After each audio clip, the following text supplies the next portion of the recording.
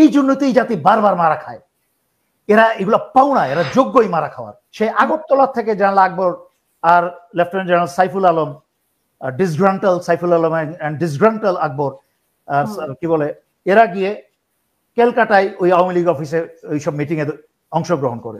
তাদের মিটিং এর মূল উদ্দেশ্য হচ্ছে যে বাংলাদেশের লোকাল আওয়ামী সন্ত্রাসী নেতাদের সাথে কোঅর্ডিনেট করে এই যে গোপালগঞ্জের মতো ঘটনা, কক্সবাজারের মতো ঘটনা, সারা বাংলাদেশে এইভাবে ঘটনা যেন আরো বেড়ে চলতে পারে, এইভাবে তাদেরকে সন্ত্রাসী লীগদেরকে কি বলে তাদের সাহস এবং উৎসাহ বাড়িয়ে তুলবে।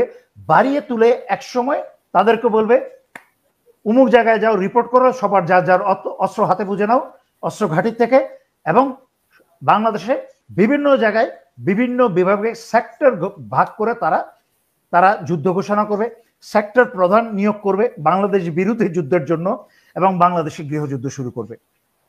বাংলাদেশিদের তো সময় নাই, তারা তো এরপরে আপনার অনুষ্ঠানে পরে বাংলাদেশেরা যখন একটা মজার জোকসের আঞ্চলিক ভাষায় একটা লাইভ শুনবে, গালিগালাজ শুনবে, পিছন দিক দিয়ে কি করে দেবে, সামনে দিয়ে কি করে দেবে, নোংরা অশ্লীল ভাষায় গালি শুনবে, তখন তারা টিভির সামনে মনোযোগ দিয়ে বসে যাবে আর মেজর দেলোয়ারের কথাগুলো ভুলে যাবে।